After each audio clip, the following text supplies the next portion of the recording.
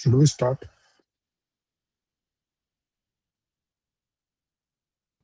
Yes, sir. Yeah. Good evening to everyone. Today will begin with the cruciate ligament injuries of knee, one of the most important injuries in sports and other daily life.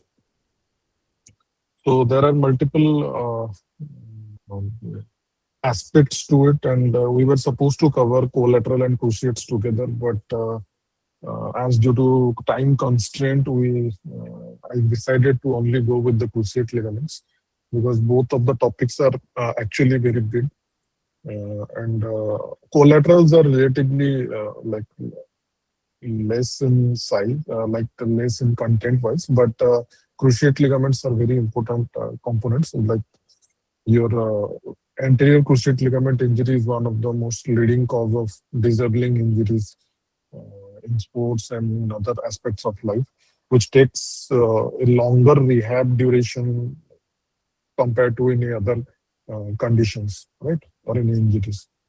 So let's begin with it. So anterior cruciate ligament, this is the introductory part of the ACL ligament.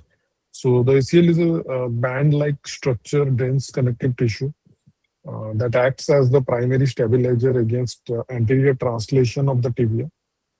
So I would suggest that you go through the information that is being provided because it is a lot of information. So I am trying to cover up as much as I can. Right. I had to remove a lot of informations as well because the topic is very big actually, and covering it in one class is very difficult to do. Right.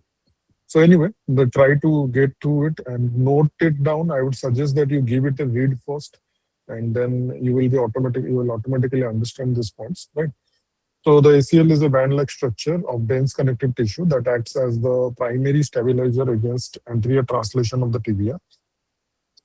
It is composed of two functional bundles, that is your anteromedial bundle, which is the most tense in flexion, and the posterolateral bundle, which is most tense in extension. It provides approximately 85% of the total restraining force against anterior tibial translation. It also acts as the secondary stabilizer against internal rotation and valgus stress. So this is a biomechanical point, you can say, where there are two bundles that we know, anteromedial and posterolateral. Usually the injury classification is done in this manner only, that which bundle is affected and surgical intervention will be done or not. It is also being decided on that basis, or which region basis they go, they nomenclature it, or no, they name it accordingly, right? That which area is affected. And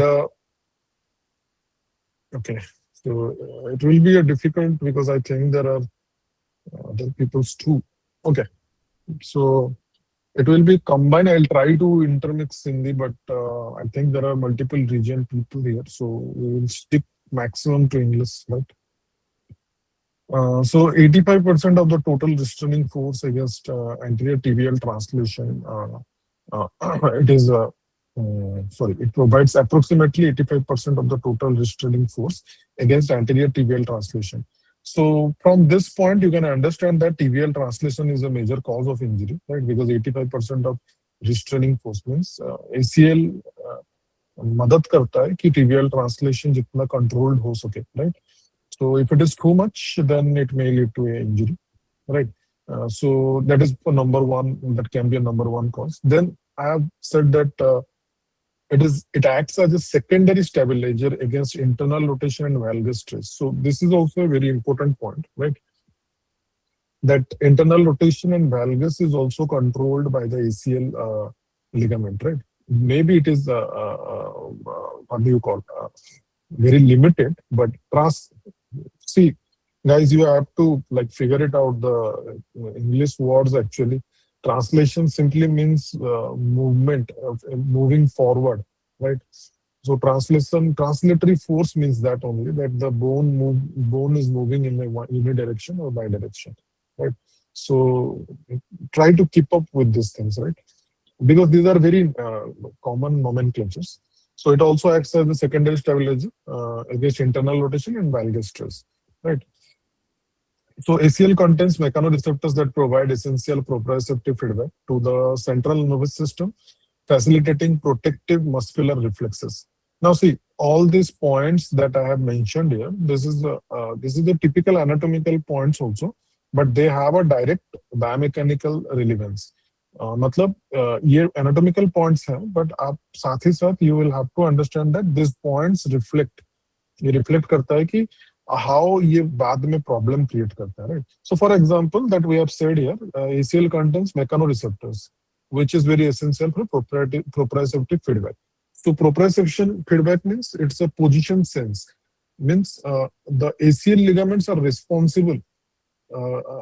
One of the major responsible factors which they provide a what do you call receptors means any mechanical movement, any change in joint position is experienced by the mechanoreceptors, which is usually done by the joints and all the joint lining, joint covering and all.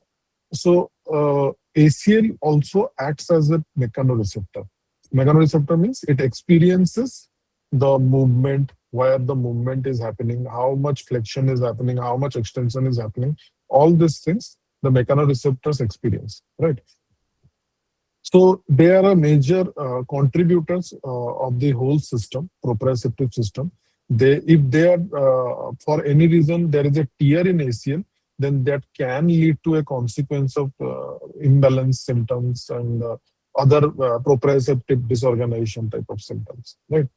So they help in muscular reflexes, as your joint has a good position sense. जब आपका joint ज्यादा अच्छे से जानता है कि वो अभी स्पेस पे कहाँ पे है, then it can summon the muscles or it can use the muscles to control further or to gain further balance, right? जितना पोजीशन सेंस अच्छा होता है उतना हम बेहतर मसल वर्क कर पाता है, right? So that is the goal. यही पॉइंट है जो कि समरी है इसका. तो पोजीशन सेंस होना बहुत जरूरी है to do smooth movements, right? or any daily functions. Then most injuries are non-contact in nature. In ACL injury, most injuries are non-contact, means there is no direct force. कोई direct force apply नहीं होता है. वो कोई jump कर रहा था, नीचे land किया, तो there is a injury, right? But there is very less history of direct force. There can be an injury, but there is a less history, right? So the major injuries occur in non-contact form and during deceleration or pivot shift maneuvers. So deceleration means, for example, you were running and suddenly you have to stop. So in that moment, you might get ACL injury, right? That is the deceleration. आप दौड़ रहे थे, अचानक रुक गए, तो that is the deceleration. ठीक है, speed रुक जाना अचानक से is a deceleration. Pivot shift means, pivoting means आप एक angle पे रुके and अचानक से shift कर गए. आप दौड़ रहे थे और आप रुके and then you suddenly have to change direction. आपको कहीं और घूम के जाना था. ये जो कि मैक्सिमम ये होता है आपका स्पोर्ट्स में. अगर आप फुटबॉल वगैरह कोई, if you follow football or any other sport, then you will see they run in a unidirection, but suddenly they stop and then they change direction. So this changing direction maneuver is a major reason or a major cause of pivot shifting type of maneuver, and this leads to injuries, right? So this is your ACL. Then PCL is your, it often referred to as the central stabilizer of the knee. Usually we ignore PCL because ACL is the most demanding part, right? Because we value ACL is a very common injury and it has a larger consequences. So usually we ignore PCL. And what happens is जब PCL injury होता है तो ACL कहीं हद तक PCL injury को counter कर लेता है, right? इसलिए we don't discuss PCL that much, but PCL is also one of the most important ligaments of the knee because of its position and everything, right? It is often referred to as the central stabilizer of the knee. तो इसको central stabilizer कहा जाता है. The PCL is significantly thicker. PCL जो होता है that is significantly thick and stronger than ACL. इसीलिए आप PCL injury बहुत commonly you don't see that in compared to ACL, right? PCL injury because PCL ligament is very strong and it is thick, right? The anatomy and bundle, it consists of anterolateral bundle, which is largest and strongest and tight in flexion, and the posterior medial bundle, which is right in extension, right? Tight in extension. So दो bundles हैं same जैसे उसके थे, इसके भी दो bundle है। दो बंडल से वो बैंड बनता है, the band of the ligament, and then फिर उसमें मूवमेंट वगैरह जो भी है you do that, right. Then biomechanical role, it is primary restraint to posterior tibial translation. So tibial translation means what? Let's say this is tibia. So if tibia is moving anteriorly, so this is anterior translation, this is posterior. पीछे move करता है तो posterior, आगे move करता है तो anterior translation, right? So it is primary restraint to the posterior tibial translation, accounting for 95% of the total resisting force, right? It also assists in stabilizing the knee against external rotation and varus valgus forces. So similarly, जैसे हमारा ACL एक primary था उसका job, एक secondary job था. Similarly, PCL also has a primary job and a secondary job, right? So primarily, it is responsible to stop the tibial translation, posterior tibial translation, but secondarily, it also counters or counteracts your rotation part and your valgus varus force, right? So there is an injury. What is the injury evidence of it? That PCL injuries typically result from high energy dashboard impacts or falling onto a flexed knee. Due to its robust structure and better vascular supply, it has a high potential of conservative healing compared to ACL ligament. Right? So meaning what? So जैसे कि हमने बताया कि PCL injuries usually होता है contact injury के basis पे होता है। अभी हमने बात किया कि ACL इंजरी होता है due to non contact. Non contact mean there is no contact, direct contact to the ligament. Direct force नहीं है वो लग रहा है लिगामेंट पे, बट इंजरी हो रहा है। बट PCL के लिए एक डायरेक्ट फोर्स चाहिए जो कि इंजरी करवाता है, which is a dashboard injury, जो कि आप कार में usually you experience that type of car injury. It is one of the major or common part of the car injury, that is your dashboard impacts. तो उसमें क्या होता है, नी जाके डैशबोर्ड से टकराता है and that force translation it leads to injury, right. And obviously in a flexed knee, जब आप कार में बैठे हुए हो तो आपका नी फ्लेक्स्ड है, तो फ्लेक्स्ड नी में जब डैशबोर्ड से टकराता है then this force leads to PCL injury most of the time, right. So it has higher potential for healing, ये ज्यादा बेटर हील करता है देन ACL। रीजन इज क्या, because it has a lot of blood supply, right. इसके पास बहुत ज्यादा blood supply, ACL has relatively less blood supply, right? So it heals better compared to the ACL injury, right? So that is why ACL is more dynamic and more challenging to treat compared to PCL, right? So this is the brief anatomy. You can see this diagram. This diagram is a schematic diagram that to show you that how the ligament is placed. तो आप अगर देखेंगे तो ये ACL ligament ऐसे जाके यहाँ से टिबिया के फ्रंट से निकल के फेमर के पीछे जाके लगा हुआ है, एंड देन दिस PCL पीछे से आके फ्रंट में लगने की कोशिश कर रहा है, right. So as you can see, this is just to show you that how the ligaments are oriented. अब it when I was talking about translation, so what is a translation? Some of you asked that what is a translation. So translation simply means that, let's say this is the tibia. So if the tibia is moving forward, so this is anterior translation. If the tibia is moving backward, then this is posterior translation. This is anterior translation, this is posterior translation. And let's say this is fixed. The femur is fixed. So if the tibia is more anterior translation is happening, then this ligament will be tightened and eventually it will break. There will be an injury if it moves too much anteriorly. Right. So this is the meaning of the anterior translation. We will discuss the mechanism of injury. So I'm not going into the depth right now. Right. So this is the example just for you to understand. Okay. Okay. Great.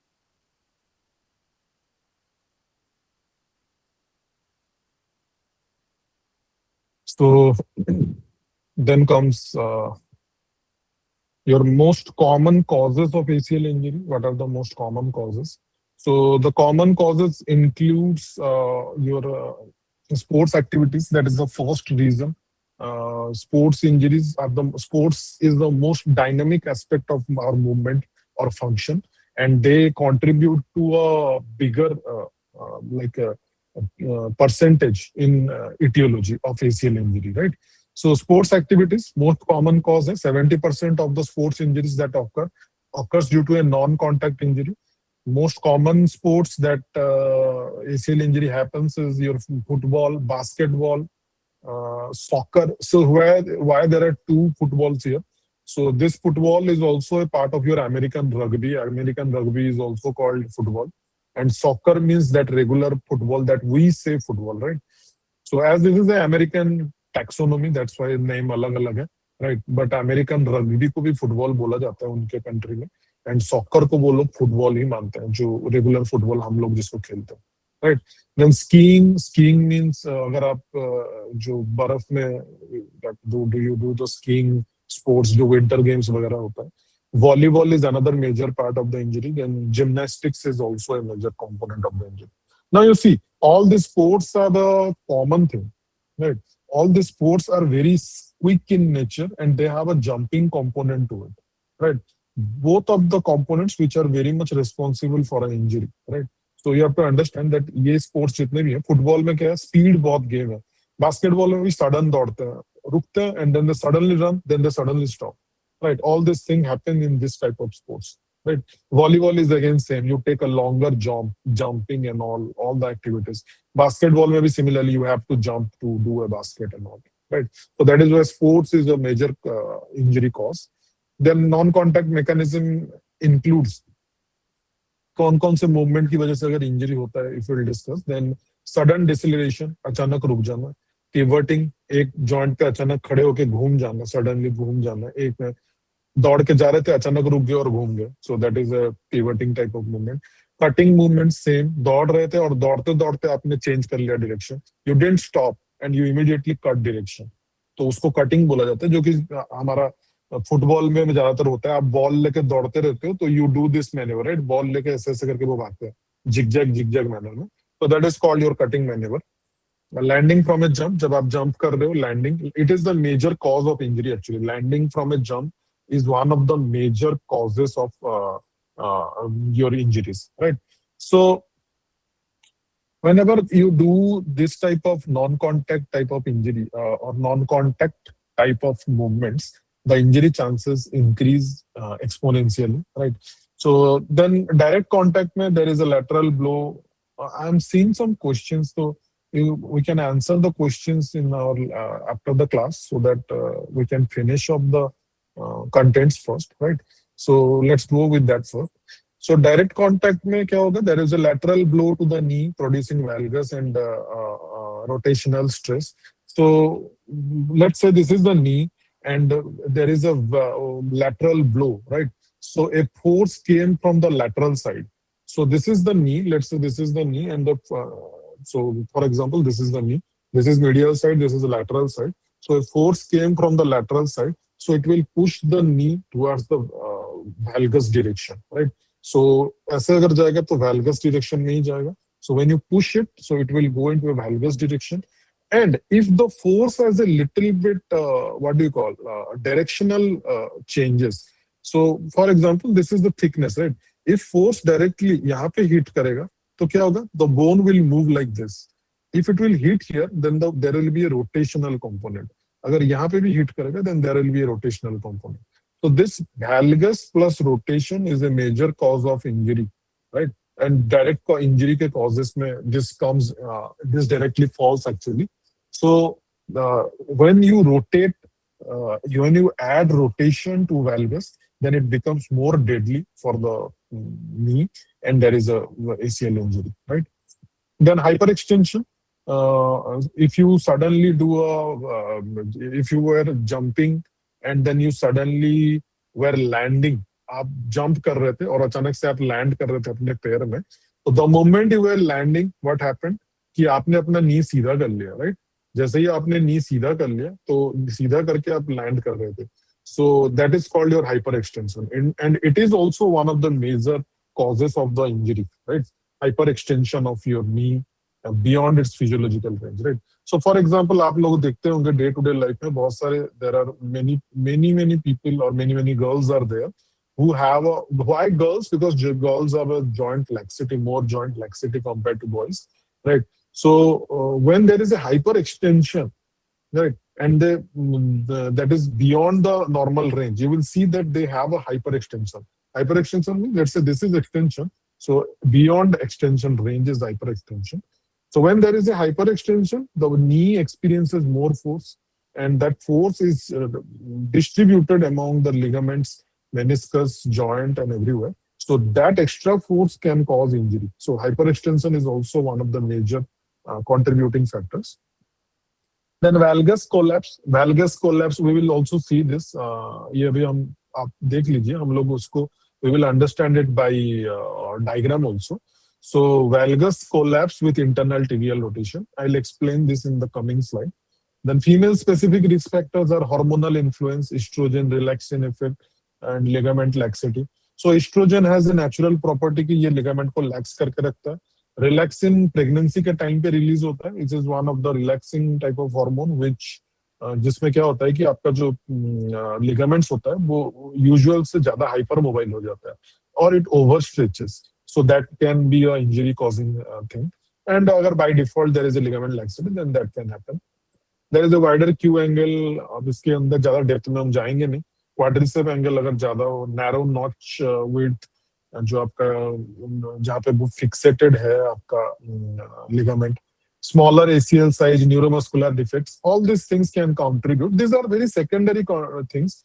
You have to understand that ligament laxity is a major cause actually, right? So then there can be a stenosis in the ACL notch, wherever it is taking a origin or insertion.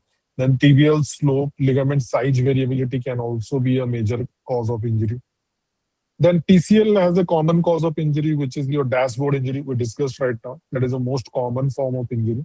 So this is the motor vehicle accident, you can say, one of the biggest reason of PCL injuries. Then fall on the flexed knee. If you are jumping with foot plantar flexed, direct impact on the tibial tubercle. So for example, you were jumping and you were landing, but you did too much of knee flexion. So when you landed on the foot, the knee was too much flexed. So that too much flexion can lead to PCL injury, right? Then hyperflexion is also like beyond excessive flexion can also be a major cause of injury, majorly seen in rugby sports, right? Then hyperextension, of course, hyperextension is very damaging for the knee because it is a very, what do you call, one of the most vulnerable positions of knee. So hyperextension, it can come under ACL, PCL both, right? Then sports injuries, there is various sports can also have PCL injuries like football, wrestling, skiing, especially those who have a direct contact, knee contact hota hai. Like it is, like we discussed that PCL injuries mostly occur due to a contact injury, right? Then there are combined ligament injuries that PCL plus PLC. PLC means posterolateral corner. तो what happens is PCL independently कभी-कभी injured नहीं होता है, तो PCL plus posterolateral corner में जो structure होता है, they also get injured, right? So it is a combination of that injury, right? So PCL plus MCL can also happen. PCL plus lateral side injury भी हो सकता है, PCL plus MCL component side भी injury हो सकता है, which we will also see that how cruciate ligaments also contribute to collateral ligaments, right? So this is just to give you an idea. So you don't have to worry. You can remember this much points and these are enough. These are the last points are always just to show you that they have a different spectrum too, right? Means ये injury के साथ ये injury भी हो सकते हैं, ये आपको बताने के लिए ये लास्ट पॉइंट है. आप पहले वाले पॉइंट जो है those are the major cause of injury, right? You can remember that for your clinical or any other aspect. Now coming to mechanism, जो हम we will discuss a bit because mechanism is one of the most important aspect of ACL injury along with the rehabilitation. So ACL mechanism, non-contact 70% of major 70% of reason or 70% of the time it is non-contact type of injury. There is a valgus collapse, internal tibial rotation, sudden dissolution, awkward landing, biomechanical factors. Now, let's go to the diagram so that you understand it better. So this is the dynamic valgus posture, right? So before that, we can see this image. I hope it plays. Yeah. So you can see how the movement happening, right? This is a example, like this is just to show you that how the ligaments are acting.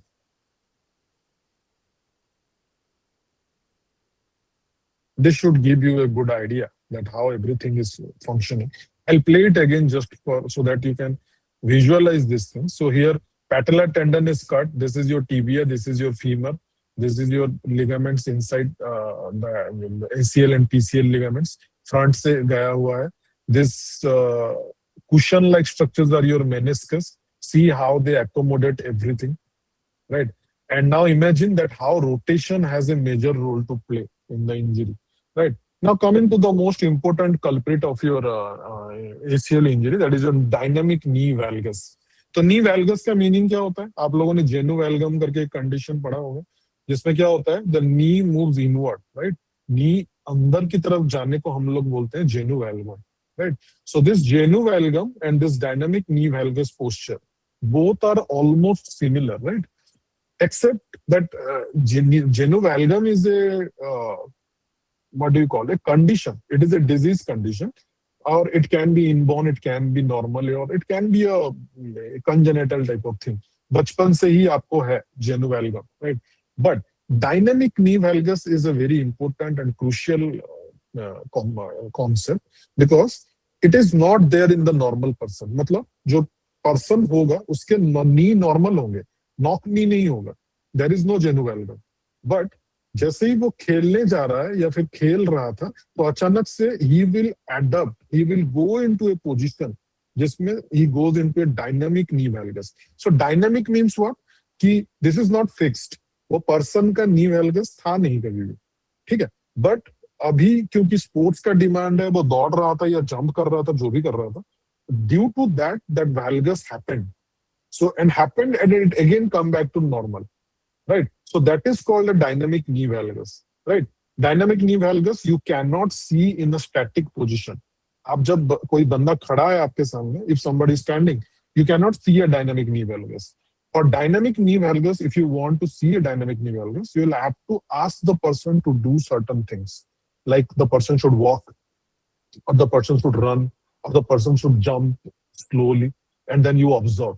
And you will see, जैसे ही वो jump कर रहा था, तो उसका नी अंदर की तरफ जाके बाहर आ रहा था, अंदर की तरफ जाके बाहर. So this is called your dynamic knee valgus, right? So ये this is the major cause of ACL injury. अब ये करवाता क्या है? We will see again in the next image. Yeah. So this is one of the famous images of sports aspect. This is taken from the book Karim Khan, which is a pioneer in sports injury, right? So Karim Khan says that there is a point of no return, right? A point of no return means what? हमारा नी बहुत हद तक अंदर की तरफ जा सकता है. Our knee can go valgus to a certain extent, right? But after that there is a certain point जहां से अगर वो आगे चला गया, then there will be an injury. You cannot stop that point anymore. So that is called the point of no return. Right उसके बाद और देयर इज नो सॉल्यूशन और कोई सॉल्यूशन नहीं है राइट तो जैसे मान के चलिए so this is a position of safety right this is a normal position अब ये बंदा खेलने गया है तो सब कुछ नॉर्मल है यू कैन सी हिप्स में नॉर्मल मूवमेंट है नी में हो रहा है फ्लेक्शन आपका फ्लेक्स्ड है then tibial rotation is neutral there is no tibial rotation landing भी सक्सेसफुली हो रहा है प्लांटर फ्लेक्स हल्का फुल्का है फिर अब डॉर्सिफ्लेक्स में आ गया है by the time he landed then come to the no return point. अब बंदा यहाँ पे लैंड किया, the person landed here, and then suddenly he shifted the body weight, right? And rotated. वो अचानक से पीछे घूम के he wanted to rotate. So let's say the person is a soccer player. तो वो ball to capture the ball, the person suddenly started doing this type of movement. So here what is happening? The hip is in adduction, right? The hip is going into a adduction posture. अंदर की तरफ जा रहा है, so hence adduction. Then there is the rotation component too. The जो femur bone है, the femur bone is rotating inward.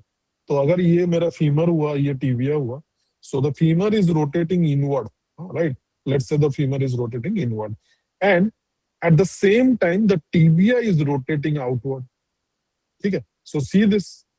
So normal is this. Now the femur is rotating inward and the tibia is rotating outward. So इन दोनों के बीच में भी क्या है? The ligament is there in this. In between the gap, there is the ligament. So when you are doing this, to a certain extent, this is acceptable, right? This much movement is acceptable to a certain range. But when once you have done it extremely, then there is no point of return, right? No point of return means there will be a ACL injury. Now you cannot stop that, right? And these things happen when you see sports. When you see sports, or when you play yourself, or when you are running, walking. Some days you will see that this can happen, right? For example, imagine this: the person is doing this movement, right? This can also happen when you are wearing a high heel, right? For example, a girl is wearing a high heel, and then he suddenly topples or buckles. So the moment the girl will buckle, immediately the tibia will go like this downward, and the femur will try to get up as soon as possible. So same sequence will happen. There will be the rotation component, and then there will be injury, right?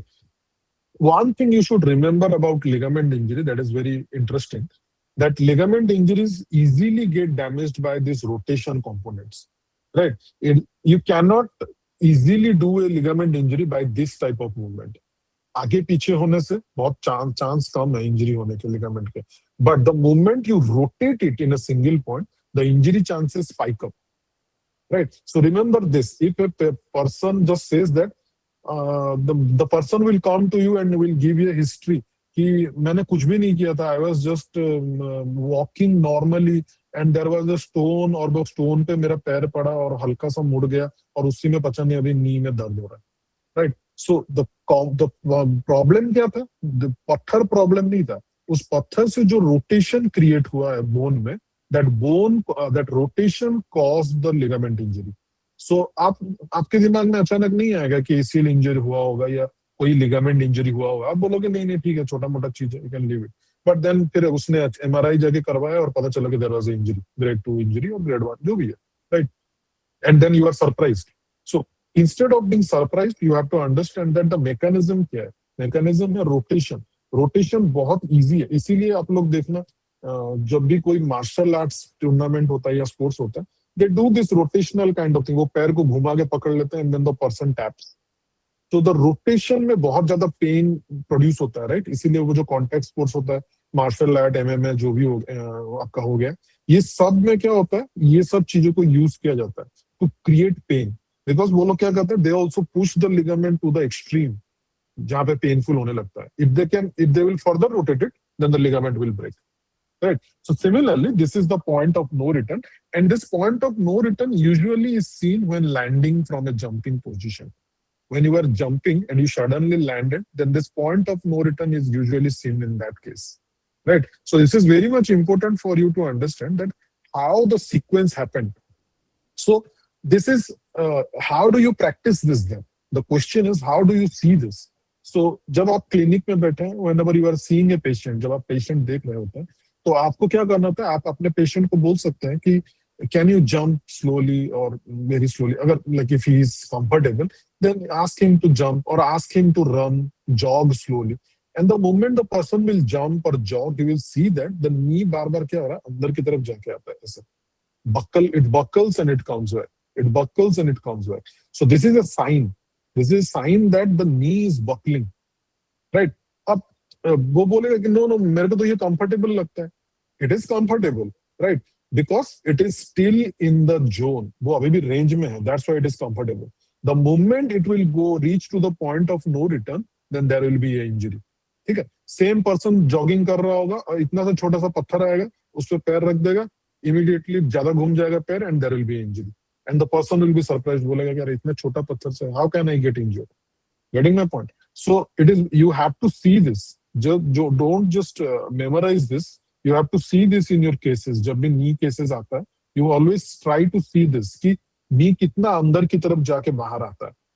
If you will able to see this in clinically, then you can benefit more, right? That is why this concept is given.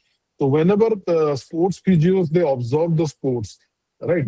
Being a sports physio, अगर आप anybody, if you want to do a sports physio or you are already a sports physio, then you always look at the game, right? आप game देखते रहते हो because you always check for what happened.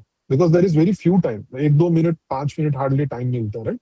So in that time, you need to see the mechanism and everything, and then you can think of that maybe ACL injury हुआ, maybe PCL, जो भी है, right? So you have to see these movements very carefully, that how the knee behaves. So this dynamic knee valgus, or also known as your point of no return, is one of the major causes of the ACL injury.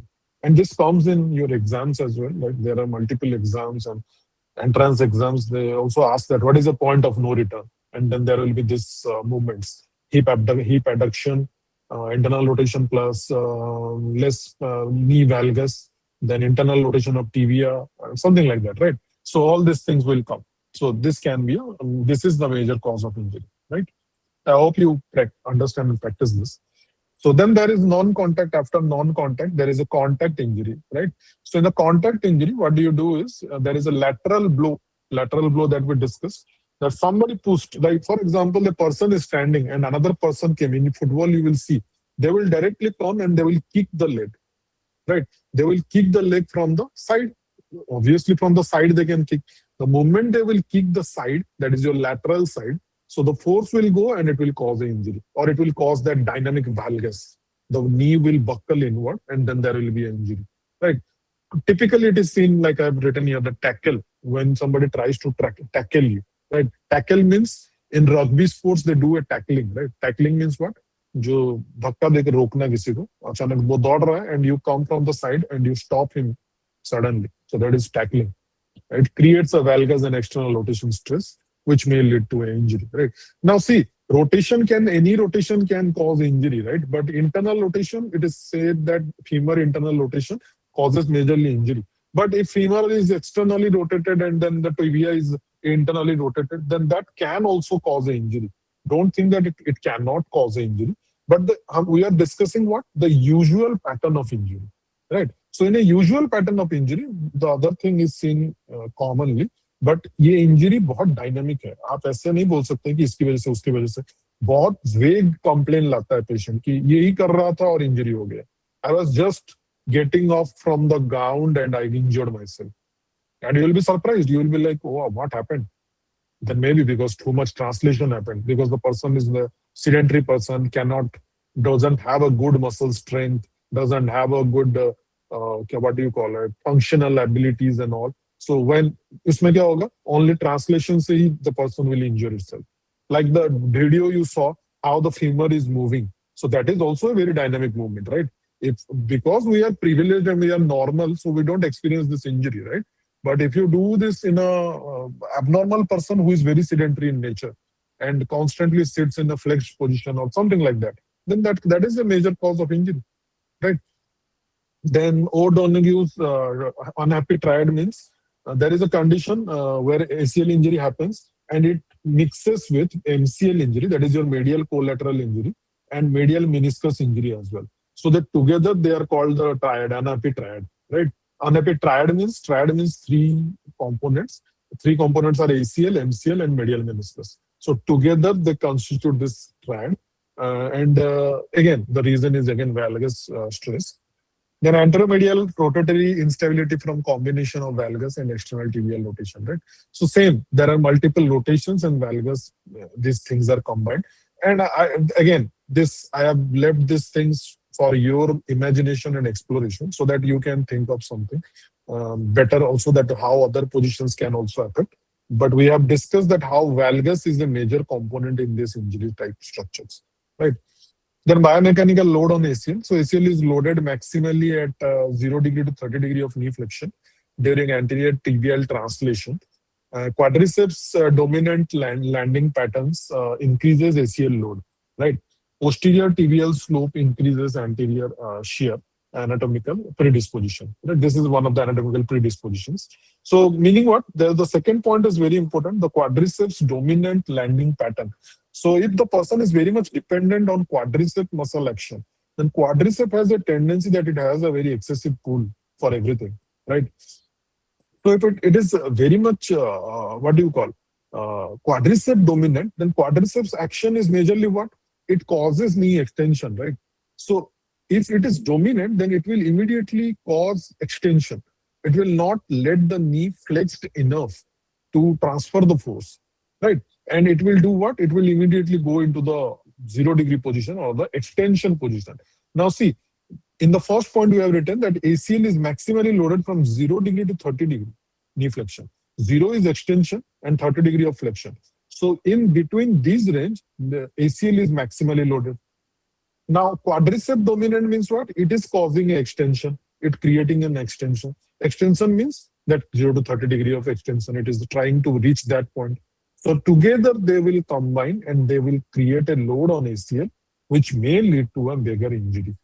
Right. And similarly, the third point, like says shear injuries, right? Shear means the same translatory, that the femur is moving up forward, tibia is moving backward. So this is a shear kind of force, right? Either it moves backward or either it moves forward. So this is the shear movement. So this shear can also cause multiple injuries, and especially your ACL injuries.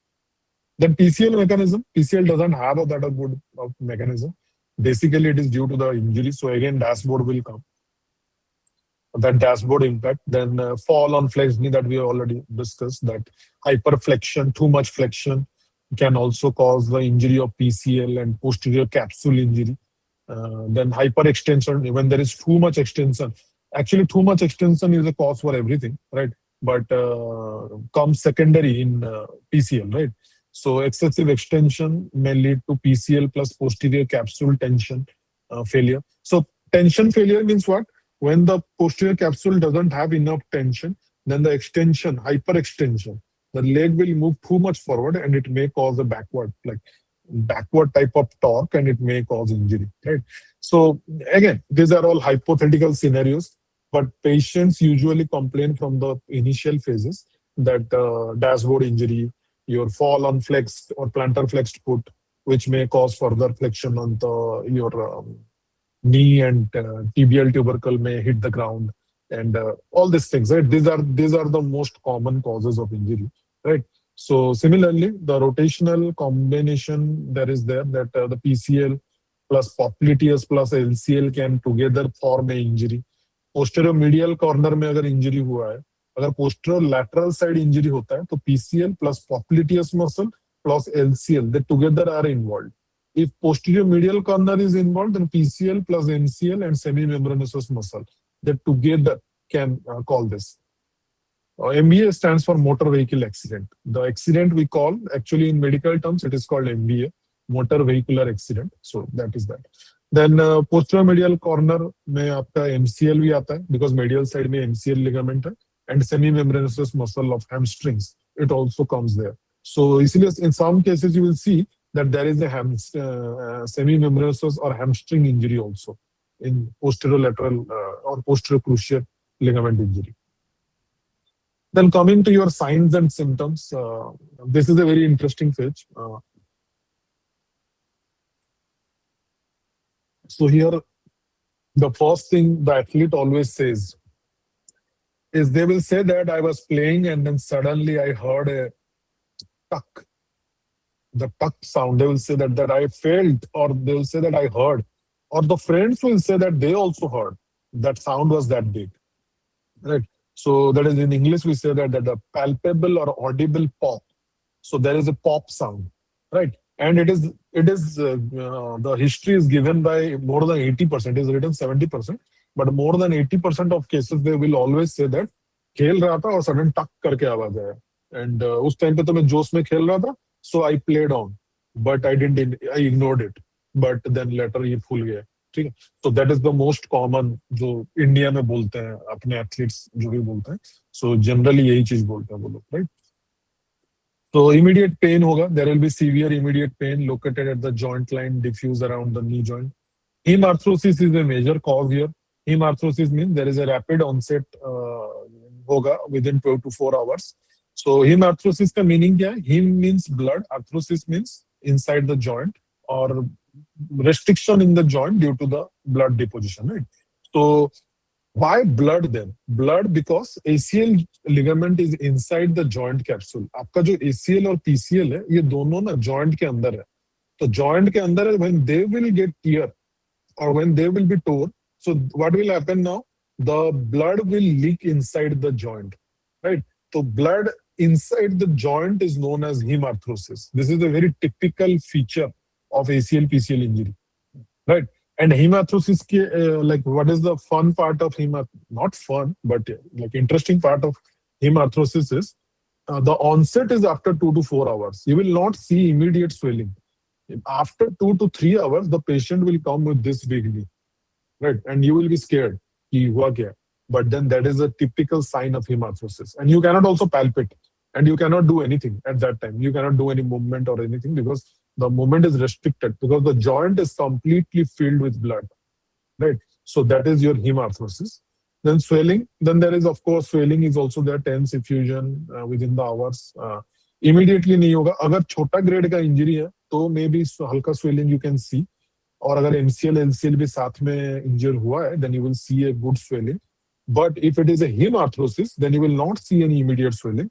After 2 to 3 hours, you will see a bigger swelling, right? So then immediate instability will be there. Immediate instability means the person will say कि टक करके आवाज आया, फिर उसके बाद I started playing, but during that play I felt like मेरा knee आगे जा रहा था और फिर वापस आ रहा था, आगे जा रहा था और फिर वापस आ रहा था. They will give that history. They will say that my knee, I felt like my knee went out of place, right? It went out of place and it again came back. It went out of place and it again came back. Now see, ligament टूट गया है तो क्या है? Static stabilizer टूट गया है. तो स्टैटिक स्टेबिलाइजर जब टूट जाता है तो अभी बोन फ्री हो गया है, राइट? तो बोन क्या करेगा? आगे पीछे मूव करेगा, ठीक है? सो दैट इज दैट फीलिंग. जब बोन आगे जा रहा है तो उसको लगता है कि नी बाहर चला गया और फिर वापस आ गया, राइट? बट अगेन नी पूरा बाहर जा भी नहीं सकता है. हम तो इतना दिखा रहे हैं पर इतना जाता भी नहीं है, राइट? क्योंकि सराउंडिंग में जॉइंट कैप्सूल है, मसल है, सब कुछ है, तो दो वो रोक के रखता है. बट लाइक आई सेड, जो हमारा ACL है that is also a mechano receptor. तो जब वो टूट जाता है तो हमें परसीव होता है कि the knee went out of place and it again came back. So the person will complain of that कि मेरे को ना immediately लगा, मैं फिर उसके बाद एक बार जंप किया तो मुझे लगा मेरा जैसे लैंड किया my knee went out and it again came back. So that is the major another history that is given by the patients. Then there will be restricted range of motion. Obviously बात है, जब इतना बड़ा swelling हो गया है, hemarthrosis joint के अंदर हो गया है और पेन अभी बढ़ने लगा है तो फिर मूवमेंट क्या ही होगा. So there is a restricted range of motion. Then it is acute presentation. These are, then there is a subacute and chronic presentation is also there. So chronic presentations mean long term duration में presentation क्या आता है? Clinical presentation that there is the feeling of giving away, which you know, functional instability, that the person will say that while walking, while pivoting or while cutting, I am suddenly feeling that my knee is going out of the place and it is again coming back, right? So उसमें क्या होता है? कभी कभी क्या होता है? Knee injury हो जाता है एंड लिगामेंट टूट जाता है, पर वो जो एथलीट है वो इग्नोर कर देता है, बोलते हैं नहीं नहीं ठीक है ठीक है, मैं मुझे खेलने से रोक देंगे तो मैं कुछ बोलूंगा नहीं. So I will stop complaining and I will try to bear the pain. So the moment that happens, then what happens is that in the long run, वो धीरे धीरे क्या होता है? यही उसका एक्सपीरियंस होता रहता है. Whenever he tries to play seriously, then the knee goes out of the place and it comes back. So he constantly experiences the instability, right? And that instability is the issue, right? And it will not give you good performance in sports. Then there is a chronic effusion. There will be a chronic swelling will be there. क्योंकि बार बार आप injury पे activity कर रहे हो तो उसकी वजह से वो स्वेलिंग बढ़ता जा रहा है. So there is a chronic effusion or swelling is there. Then muscle inhibition होता है बिकॉज पेन है, स्वेलिंग है, तो मसल इनिबिट हो जाएगा अपने आप. It will not properly act on the joint. So due to that inhibition की वजह से there will be wasting of the quadriceps. धीरे धीरे क्वाड्रिसेप, क्योंकि क्वाड्रिसेप आपका बहुत बड़ा मसल है, तो whenever quadricep wasting starts you can see it faster. आपको क्वाड्रिसेप का वेस्टिंग बहुत जल्दी दिखेगा compare to any other waster, right? Because it is a bigger muscle, right? So when it shrinks you can easily see that the quadricep is it has shrunk. So here comes the role up कि यहाँ पे बोला जाता है VMO is particularly wasted faster, right? तो VMO क्योंकि ज्यादा waste होता है, इसीलिए जब आप ACL रिहैब करते हो तो आप वो बार बार you try to like stimulate the VMO or strengthen the VMO. That is the reason why we pursue this, right? But goal should be to maintain strength in every muscle group, not just a single muscle. Okay, one single muscle doesn't decide the whole movement. Remember this. So only strengthening VMO doesn't help anything, right? You strengthen BMO, but at the same time, you also try to strengthen all the surrounding muscles and also the hip muscles, so that together they can do a proper rehabilitation. Then the joint line tenderness means what? There will be the knee joint line will be tender. Whenever you will palpate it, you can feel the tender part. So this is a part of palpation. So we will not get into too much to this. So because the joint line tenderness is one of the major palpation methods that you can see that whether the knee is in a acute or in a inflamed condition or not, that you can see. Then avoidance of high demand activities. The person who is suffering with the ACL injuries will always try to avoid any high demand type of movement, no jumping, sudden cutting maneuver, and all this. He will try to avoid, right? And there can be altered gait pattern due to pain. Maybe due to the pain, maybe due to the muscle weakness or anything. The gait pattern will change in a gross manner. Okay? The person may start to limp. The person may start to walk in a different style. So the gait might change. Right. So that is a bigger issue. Then the special tests, again, we have not focused too much on the special test because pretty much and in the orthopedic book also it is there. So we have taken out the commonly used test. There is a Latchman test is currently the gold standard test that you do, the Latchman test. And anterior droid test is also done, which is a very good, one of the good ACL special tests, right? Pivot shift test also done, but with experienced hand, it is better.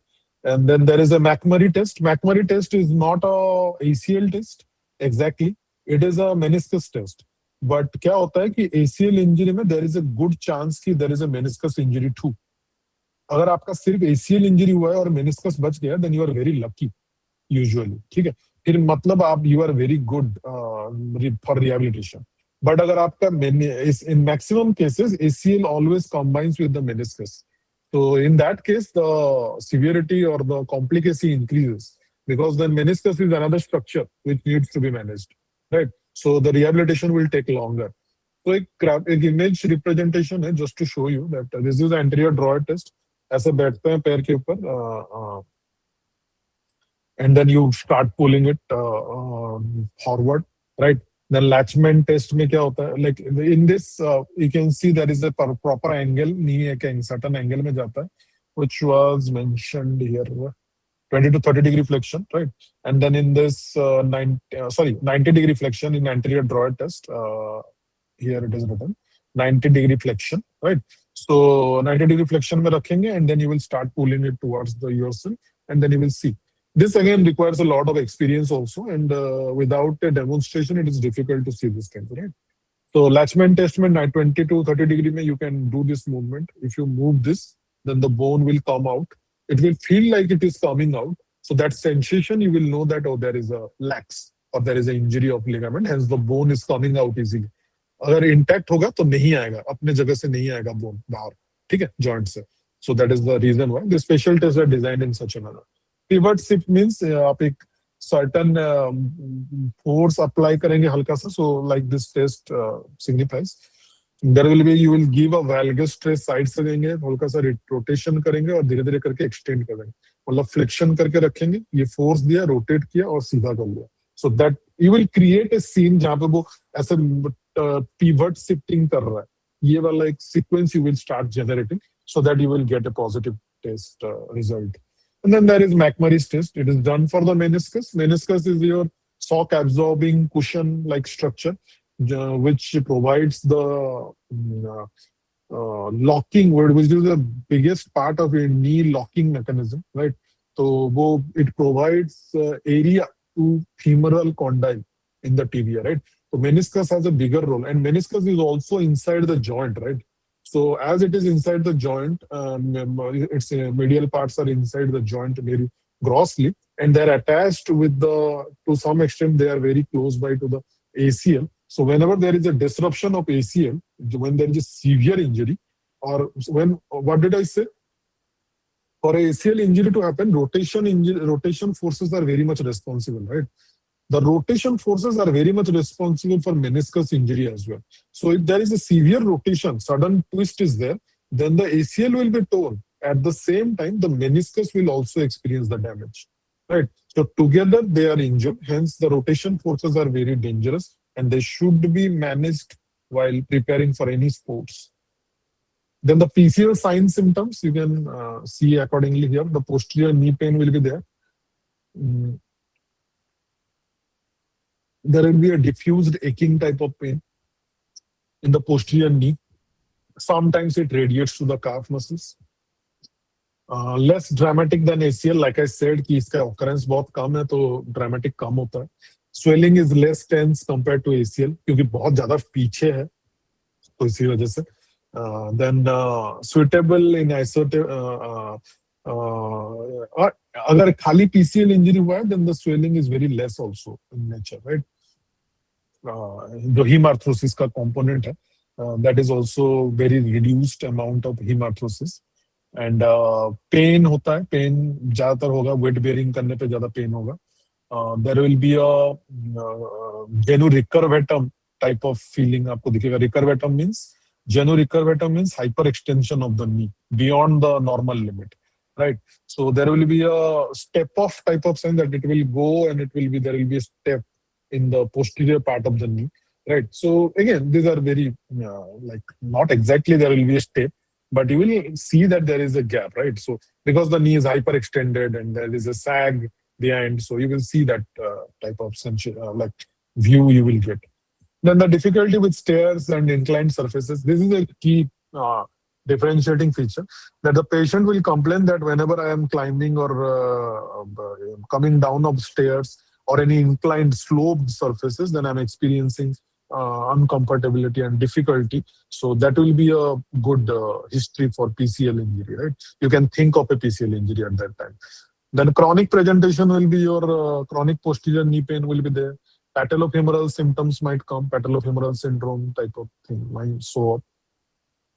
So because it increases a lot of pressure on the patellofemoral contact force due to the translation and other aspects. There will be anterior knee pain might be there. There will be quadricep hamstring weakness is given whenever there is a knee injury. Quadricep and knee hamstring by default weak हो जाता है. Proprioception भी reduce कर जाता है. Then long term cases क्यों है, chronic cases है तो joint degeneration होने के भी chances it increases a lot, right? Then special test, we will not get into too much to this because it is very uncommon in nature. So posterior drawer test is done. Sac sign, there's a Godfrey sign. You can see that. You can note this down and you can see in a better होगा अगर आप लोग कोई video अगर देख सकते हो तो that will be a better experience for you to understand, right? So quadricep active test भी कर सकते हैं. Then just to see the sag. Dial test and reverse pivot shifting test. So these are the common tests, but ये इतना like I said PCL क्योंकि इतना common नहीं है तो इतना सारा टेस्ट तभी करते हैं जब भी कोई severity type का injury हो, right? Then coming to your investigation part, तो investigation में first line होता है हमेशा X-ray, radiograph करते हैं हम लोग epilateral and intracondylar tunnel view भी लेते हैं देखने के लिए. क्यों लेते हैं हम देखेंगे उसको भी. Then ACL specific finding में आएगा आपका second fracture. You can see a second fracture, which is a lateral tibial rim avulsion, right? तो ये एक दिखता है आपका ACL में. Generally ligaments you cannot see in X-ray, but associated things you can see in X-ray, right? So that is why X-ray initial phase में किया जाता है तो just to see कि और कोई fracture है क्या, yeah, something like that, right? A more experienced orthopedicians can also do a clinical test and an X-ray to find out that what is the reason. So that's why they go for X-ray, right? Then there is a deep lateral sulcus sign. Sulcus means there is a step off type of sign will be there. We'll see some images. Anterior tibial avulsion might be there in some cases. Anterior tibial avulsion means what? A fracture जिसमें क्या होता है कि tendon या ligament जब it ruptures a piece of bone, that is called avulsion fracture.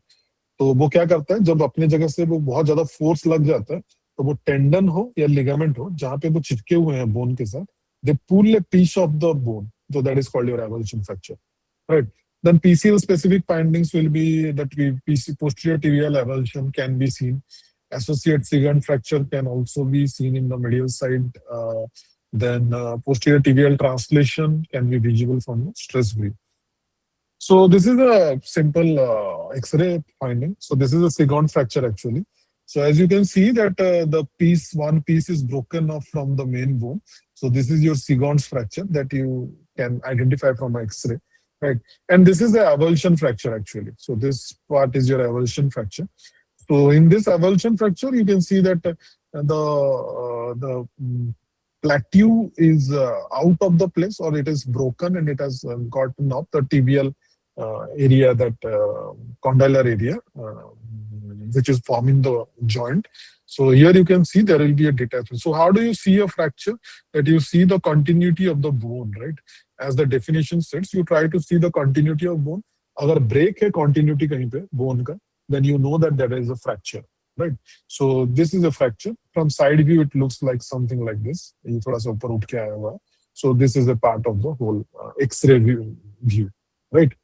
Then comes the MRI gold standard. That is your for the ACL injury, the gold standard investigation is your MRI, magnetic resonance imaging, right?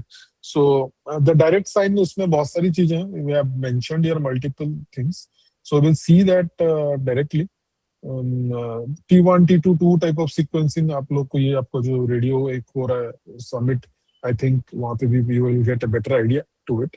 So एक straight line appearance आ जाता है. So instead of reading all this, I think it's better to see one. So yeah, see. So this is a normal ACL. So this is the whole normal ACL, and then there is no what do you call it? Continuity is no more, right? So ये यहाँ पे जब normal intact रहता है, तो it looks like something like this. Again, this is a very exaggerated and a good quality of MRI, right? जरूरी नहीं है कि हमेशा इतना ही clear हो, ठीक है? But this is a common thing. You can see that ये normal अभी attachment यहाँ पे लेके रखा हुआ है. And just the moment there will be a rupture, then the rupture can look something like this. There is no more a continuity, right? It has broken. And if you see very carefully, so you can see that the joint gap here, and then you see the joint gap here. So the joint gap has increased a little bit, right? So that increase in the joint gap is because there is a loss of like a support. A support is gone, so there is a bigger gap.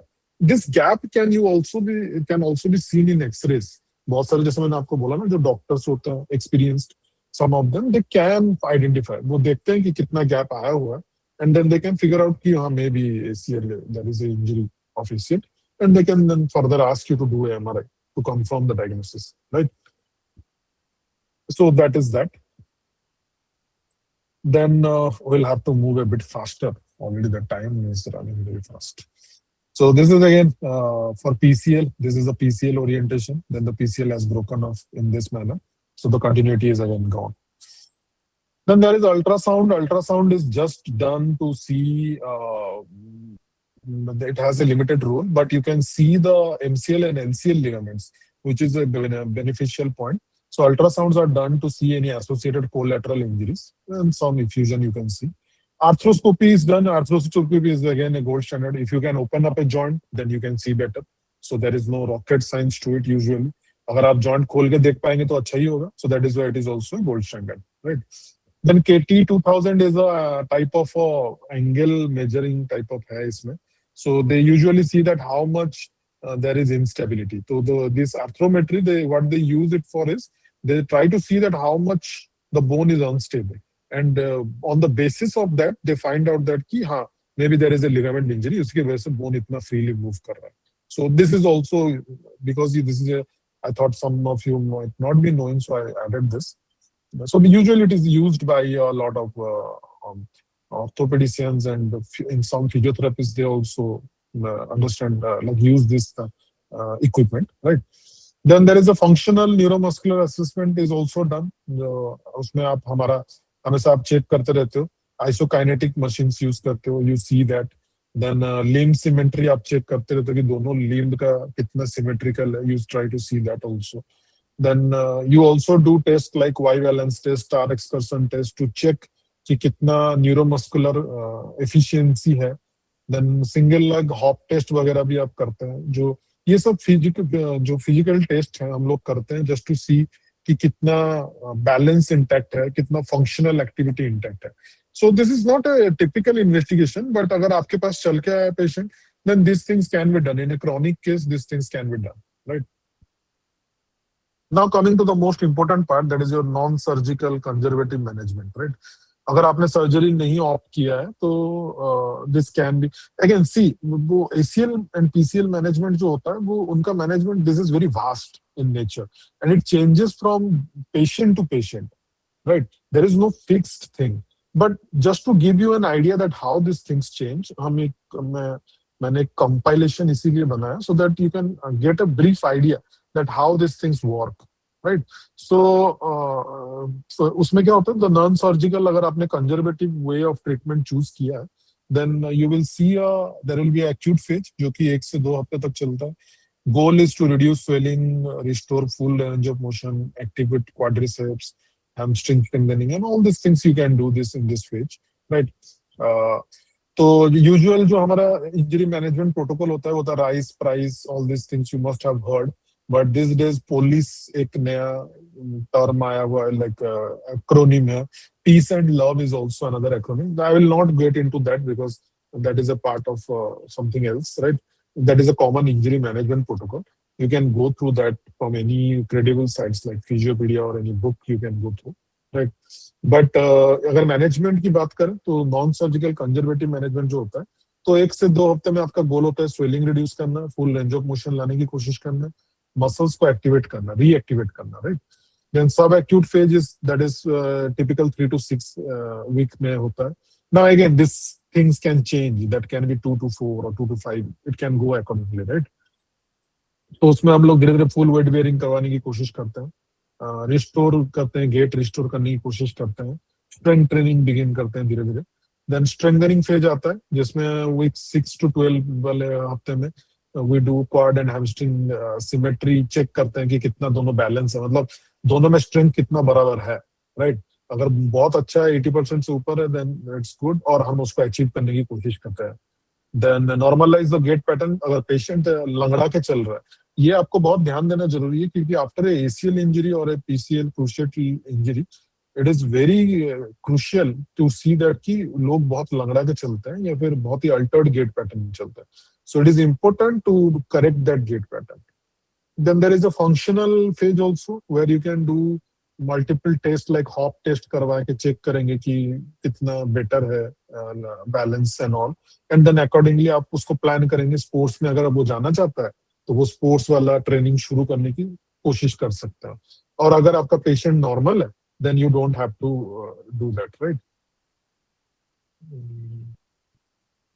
Can you see the slide anymore or is it gone?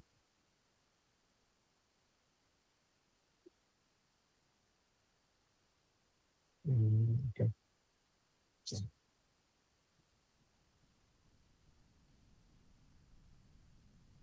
Oh, now you can see.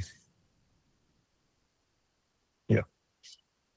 So it should be visible now.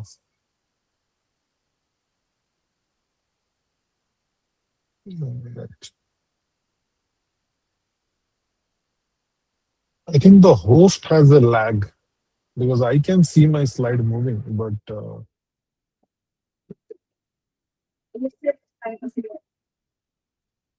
you are on very inaudible. We cannot hear you.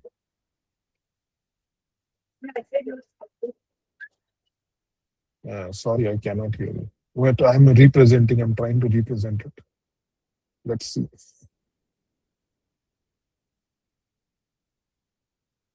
Okay. Yeah, I hope this is visible now. Yeah. So now to give you a brief idea that after a non-conservative management, non-surgical conservative management, अब हम move करेंगे that for a surgery aspect. So before going into surgery, this is a very newer trend for you that I wanted to tell you about.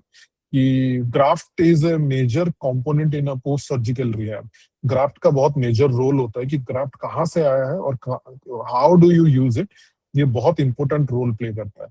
So the usual graft जो हम लोग लेते हैं that is your VPTB graft, bone patellar tendon graft. Then hamstring tendon का graft लिया जाता है. Then quad tendon and allograft. Allograft mean जो आर्टिफिशियल ग्राफ्ट है वो दैट इज एलोग्राफ्ट, राइट? जो बाहर का बना हुआ है सिंथेटिक ग्राफ्ट है. नाउ इसका जो हीलिंग टाइम है वो 6 से 8 हफ्ता है, बोनी हीलिंग जो टाइम होता है।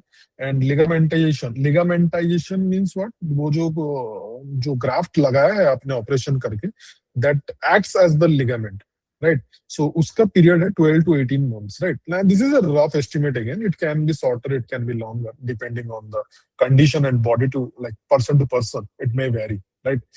And a hamstring tendon is again the second preferred one, where the slower tendon to bone healing occurs, right? Like more than 12 weeks or equal to 12 weeks. Then ligamentation occurs 12 to 24 months, which is almost 2 years of time, right? और जो पहला वाला था जो BPTB graft, it is for 12 to 18 months, like 1 to 1.5 years, something like that, right?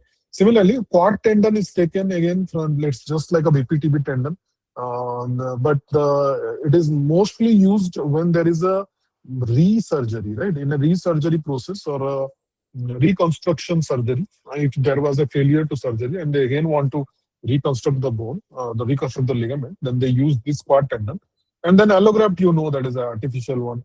And ligamentation usually occurs 24 to 36 months, which is very long, and that's why these days surgeon don't prefer allograft that much.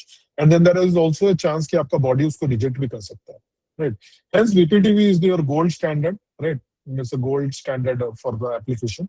तो ये 4 graft जो होता है हम लोग basically use करते हैं, हमारे जो सर्जन्स होते हैं वो यूज करते हैं, and according to this grafts you should plan your rehab accordingly, right?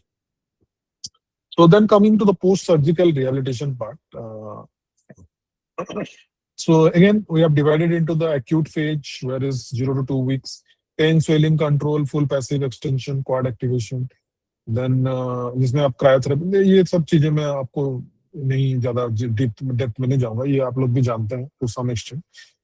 तो वीक वाइज अगर हम खाली देखें तो we can discuss something else, right. So phase 2 is early phase, जहाँ पे आप 2 से 6 हफ्ते के अंदर क्या करते हैं, फुल रेंज ऑफ मोशन लाने की कोशिश करते हैं। You try to normalise the gait, चलने वाला पैटर्न जो है उसको करेक्ट करने की कोशिश करते हैं। And CKC, what is the CKC? Closed kinetic chain exercise जो होता है हम वो लोग करते हैं, right. There are 2 types of chain exercises: closed kinetic chain, open kinetic chain exercises, OKC, CKC. So we always begin with CKC because CKC helps to protect the graft more and the joint more. So CKC से शुरू करते हैं, फिर OKC में जाते हैं, because OKC में load increases a lot, right?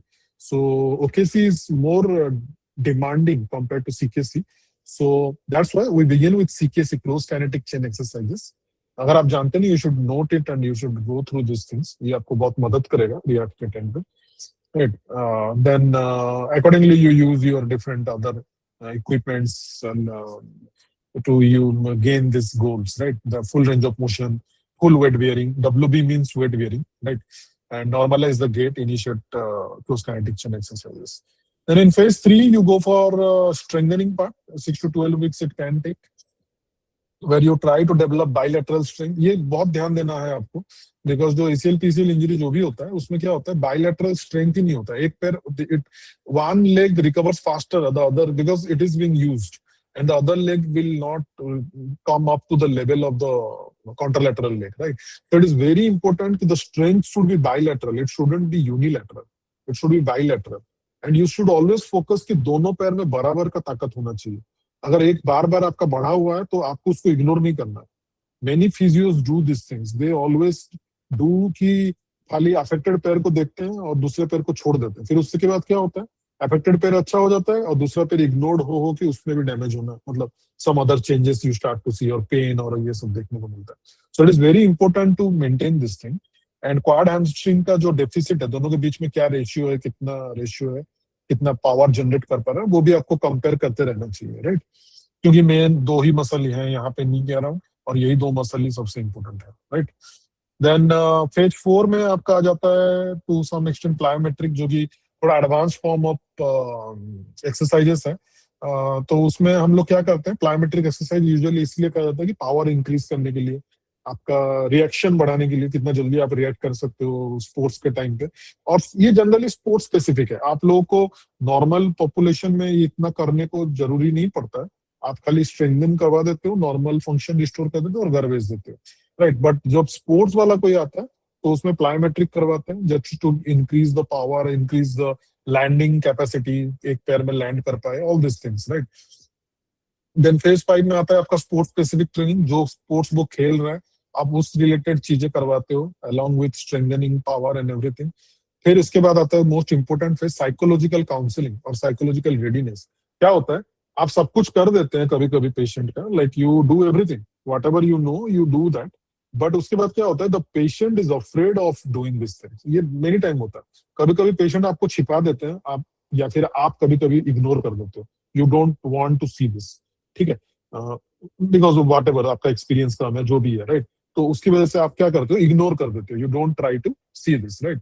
सो उसके बाद क्या होता है, बिकॉज क्योंकि पेशेंट डरा हुआ है एक बार ऐसे एक्सीडेंट से, क्योंकि वो बेचारा जंप कर रहा था, land the patient landed and immediately had a injury. So how the patient will recover now? Think of that, right? So you have to always counsel the patient accordingly. You know, you can do it, and you should do it stepwise. Do one day at a time. All these things you have to constantly motivate him, right? ये बहुत important है. Psychological readiness is very important. You have to understand this. आपको easy लगता है, but जब तक किसी के साथ खुद के साथ ये नहीं होता तब तक आप इसको इजी समझते हो, but it is a very difficult and it is a very crucial component, right. तो साइकोलॉजिकल रेडीनेस पे भी आपको थोड़ा थोड़ा काम करना पड़ेगा। अगर आपके पास साइकोलॉजिस्ट है तो अच्छी बात है, और else कोई नहीं है तो फिर आप ही सब कुछ है, ठीक है। So you can do that. So sports specific training 5 to 9 months। Then phase 6 return to sports जो होता है 9 to 12 months लग जाता है लगभग।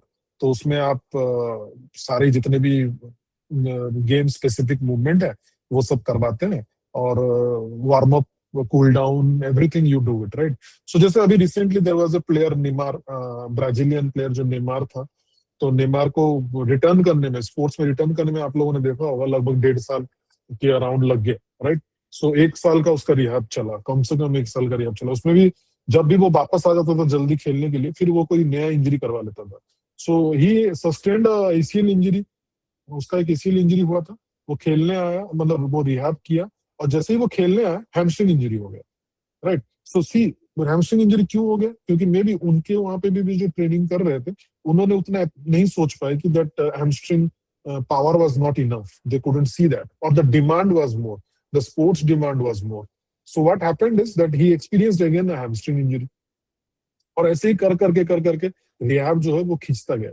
सो इट इज वेरी इंपॉर्टेंट कि आप अपना हर एक अचीवमेंट जो माइलस्टोन है उसको, you don't need to push it too much, but you push it enough and you try to find the result. If the result is satisfactory, then you move on to the next, right? Or else you come back and you again do this, back to the stage, the previous stage, right? Accordingly you do it. Now coming to the pre-rehabilitation part, I have also tried to cover a pre-rehabilitation. Many people, we don't do pre-rehabilitation that much. In hospital, we usually pre-rehabilitation means that do a isometric of this, that, and they move on, right? But it is very important to know that pre-rehabilitation is also very important before any surgery or before any undergoing, the patient when undergoes to surgery. उसके पहले जो करते हैं हम, that is a pre-rehabilitation. You try to teach the person. Or before going for competitive season, right, अगर आप injury prevent करना चाहते हैं तो आप प्री रिहेबिलिटेशन करते हैं। तो आप क्या करते हैं, उसमें ऐसे कंपोनेंट्स डालते हैं, you use such components which helps in preventing injury, right. So you use those components. तो उसमें हम लोग क्या क्या करते हैं, तो न्यूरोमस्कुलर कंपोनेंट पे काम करते हैं। FIFA 11+ is a good warm up strategy, ये आप नेट में कहीं से भी डाउनलोड करके पढ़ सकते हो। FIFA 11+ was designed to exclusively to prevent any ACL injuries or meniscus injuries, right? You can see this, there is a bunch of series of exercises, और उसको कैसे करना है, क्या करना है, सब कुछ फीफा ने दे रखा है। FIFA is the football federation, right. तो उन्होंने एक गाइडलाइन दिया हुआ, यू कैन यूज दैट। वो बहुत ही न्यूरोमस्कुलरली ड्रिवन है, that protocol is very neuromuscularly driven and it is used to prevent the whole thing, right? Meaning that when FIFA saw कि फुटबॉल फेडरेशन ने जब देखा कि बहुत सारे यंग बच्चे जब फुटबॉल खेलने आते हैं तो वो लोग ज्यादा एसीएल इंजरी पे आ जाते हैं, राइट। तो they found out that why this injury is happening, so they did a lot of research, और उसके बाद उनको पता चला कि because of improper warm-ups, they get these injuries. So what they tried to develop a 11+ protocol. तो वो एक लंबा, एक बड़ा प्रोटोकॉल है जिसमें क्या क्या एक्सरसाइज कितना टाइम करना है, कितना ड्यूरेशन तक करना है, सब कुछ मेंशन रहता है एंड फुटबॉलर्स इसको यूज करता है। बट आजकल लगभग और भी बहुत सारे स्पोर्ट्स इसको अडेप्ट करने की कोशिश कर रहे हैं, ठीक है, because it is very effective in preventing injuries, right. So that is that. Then strength develop करने की हम लोग कोशिश करते हैं। आप लोग एक देख सकते हो साइड में लिखा है न्यूरोमस्कुलर ट्रेनिंग। जब भी आप करवाते हो ना किसी को, तो neuromuscular training leads to a 51% reduction in ACL injury. So it is a very good percentage actually, right? So इसलिए you should, if you are a clinic or you are running, you are prescribing exercises, then do not forget to add neuromuscular type of exercises, which can include balance exercises, coordination exercises, all these exercises. Always add these things, right? But before adding these things, you should check for the strength. The strength should be enough to maintain the neuromuscular balance, right? तो strength नहीं होगा फिर ये भी नहीं कर पाएगा वो।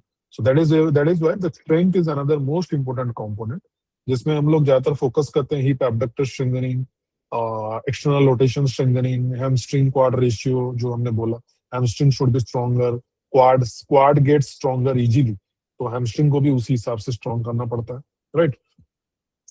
हिप एब्डक्टर अगर वीक हो जाए तो एडक्शन में आपका हिप बार बार जाते रहता है। अगर आपका हिप एब्डक्टर वीकनेस है, then the hip goes into adduction a lot. When the hip goes into adduction, then that again the point of no return that we discussed, कि hip अंदर जाएगा and then फिर वही sequence होता जाएगा and there will be injury. So it is very important जब आप ये ACL rehab में जा रहे हो तो आप ये abductor को बिल्कुल मत भूलना। Many times physiotherapists they forget rehabilitating the hip. They always think कि knee का problem है तो knee treat करते रहेंगे, but that is not the case, right? So similarly, you should go to the other places also, not only hip.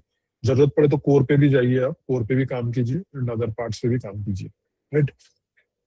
Then प्रोप्रायोसेप्शन पे काम करेंगे। प्रोप्रायोसेप्शन training कर सकते हो आप लोग। वोबल बोर्ड जो होता है, सिंगल लेग स्टांस कर सकते हैं, एक पैर पे खड़ा होकर डिफरेंट टाइप ऑफ एक्सरसाइजेस करवा सकते हैं। वो जो ट्रैम्पोलिन होता है, ट्रैम्पोलिन पे खड़ा कर सकते हैं। बोसू बॉल होता है, all this things you can use. Then range of motion and swelling, achieve full hyperextension, range of motion complete होना चाहिए, swelling नहीं होना चाहिए। इसके ऊपर ध्यान देना बहुत जरूरी है अगर माइनर इंजरी था और आप प्री रिहेबिलिटेशन कर रहे हो तो, राइट। साइकोलॉजिकली अगेन, अभी ये psychological has been added to every rehabilitation. अगर psychologically the person is not ready, then it is difficult to manage ACL type of injury. So it is very important that you should maintain the psychological response, right? आपको psychologically ready रखना पड़ेगा, क्योंकि आप भले ही बहुत सारा strengthening करवा लीजिए and you can do all the strengthening, all the neuromuscular component, all the balance training, but it will not work till the moment the person is not confident to use it, right? Because all these things, the neuromuscular component, the strength, power, agility, everything is dependent on the functioning of the nervous system, that is your brain. If your brain hesitates, then there is a problem. So imagine this, कि आप jump कर रहे थे और आप land कर गए, and the moment you landed, you had the ACL injury, right? Then what happened? We did a complete rehabilitation. We did a good rehabilitation. अब वो ठीक हो गया, अब वो वापस खेलने जा रहा है, that person, right? So what will happen? जब वो फिर भी next time jump करेगा, so immediately jump के time पे वो नहीं सोचेगा the how to jump, but jump से जब वो landing में उतरेगा, immediately the brain will go back to that accident day. And जैसे ही accident day पे जाएगा, the muscle will hesitate now. जैसे ही hesitate करेंगे, फिर वही चीज होगा. There will be abnormal landing and it will lead to injury, right? So this is why it is very important to prevent all these things, right? And with that, we can pretty much manage all the ACL injuries and all, right? So thank you, and I hope I took a bit of more time, but eventually we ended up. I hope it was beneficial, or I think it helped a lot. So if there is any question or anything you can ask, or if there is any suggestions or you want to discuss anything about rehabilitation or anything, so it's good. You can discuss.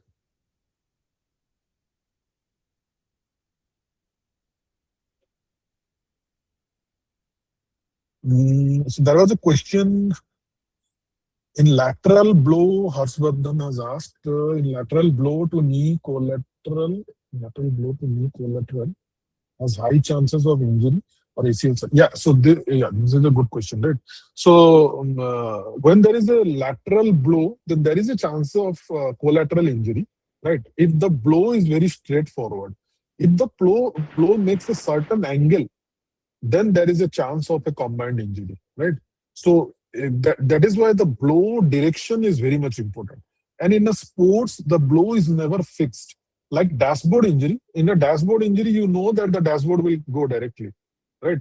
जब आप dashboard के सामने बैठे हो तो dashboard injury will give a direct blow. But when there is a lateral blow, the lateral blow direction will decide कि from which angle the person tried to tackle you. Right तो जिस direction से वो आएगा उसी direction पे depends that there will be a collateral injury और ACL injury, right? But the chances are, if there is a lateral blow, then there will be some injury to the collateral ligaments. Now, the funny thing is, actually, textbooks suggest that while managing ACL injury, the surgeons in the Western Australian surgeon जो होते हैं या Australian physios जो होते हैं, they always try to manage the MCL first because MCL experiences some amount of injury. It can be a mild injury, but there is an injury. So you will see sometimes your ACL patient will complain कि sir, अभी there is no pain in the joint, but I can feel pain in my medial and lateral aspect. The person will repeatedly say, and your mind will always go to the muscles. You will always think of muscles or tendons or insertions. You will think. But actually, the collateral ligaments has also experienced the damage, and they should be managed, right? So that is the reason why this thing is very important, right? So it's a complete biomechanical part of that, right? So any other questions? Sir, Yeah. In grade 2 injury, if we are managing by non-surgical rehabilitation, the main issue is we are facing is the stability part. Yeah.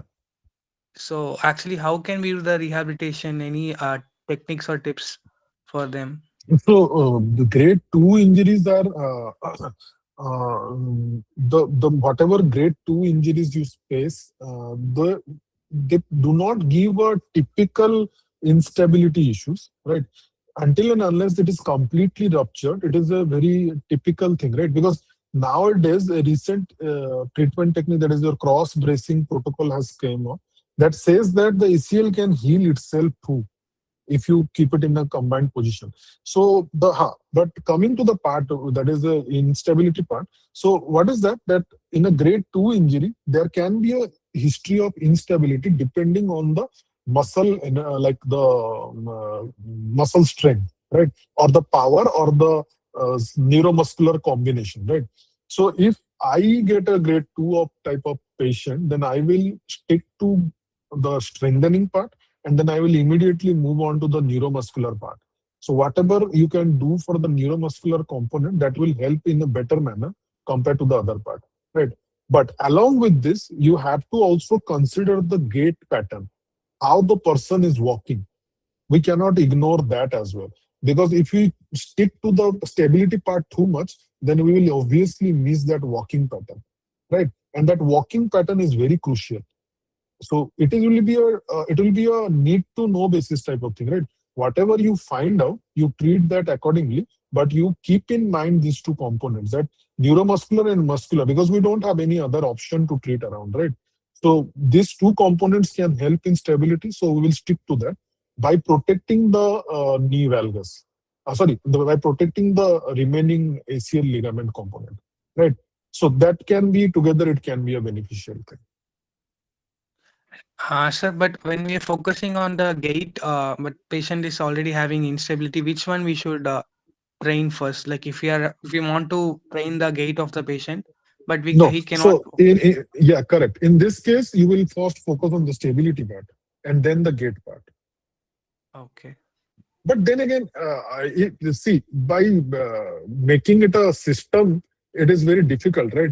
You can begin the gate part along with the stability part. If you think it clearly, if you do not go by the book pattern, then we can do it. We can always intermix it. That is the beauty of the rehabilitation, right? We don't need to stick to a particular part.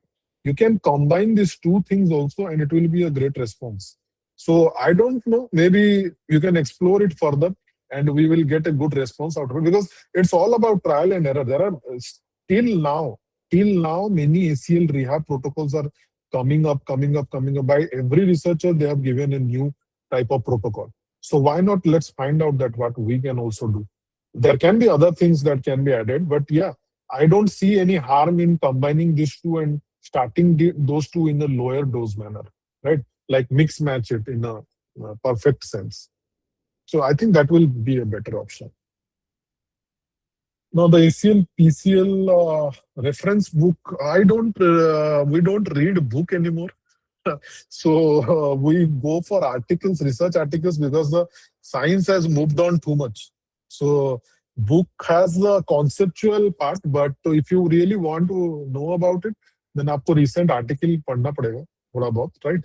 So research articles, they suggest good articles जो भी मिलता है, या फिर you can follow Australian physios के जो भी pages होते हैं ना, they work a lot on ACL rehabilitation. So you can follow them. You can follow them in their LinkedIn pages, or आप उनके पेपर पढ़ सकते हैं. So that is a very beneficial thing. They give proper protocols, what they have done, and then you can use it accordingly. You can mix match it and you can use it. That is a good option actually. But yeah, if any book, then for me only Karim Khan works, because Karim Khan is the best book. Sports injury, clinical sports injury medicine, that is that. So Karim Khan is a good book that you can read. Any other questions, or we should wrap up? Sir, in ACL rehabilitation, we use more close kinetic chain earlier than the open chain. But Yeah. but when there is a ligament is damaged, but when we do a close chain, then there is more stress going to the knee joint, na, sir. No, in a closed kinetic chain is, again, it's not a, like I said, it's not a given protocol, right? You choose it when to apply. It is not said that you will have to do it in a, like I said, these are all manageable things. If you think that there is a more stress component to it and the patient is unable to, it's all about the tolerance. It's not about the protocol, right? The protocol is designed for the tolerance of the patient. So the tolerance portion comes first. If the patient can tolerate the load, then you should go for it. If the patient is unable to, your patient is unable to take the CKC load, then you better find out something else like isometric. You switch back to again isometrics, and then you again try to go for the whole CKC. Thank you, sir. Yeah. So I guess that's that. Thank you for attending. Can we wrap up?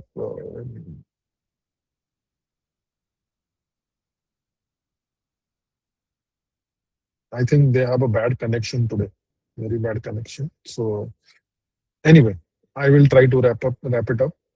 Thank you for attending, and we will see in our next class maybe.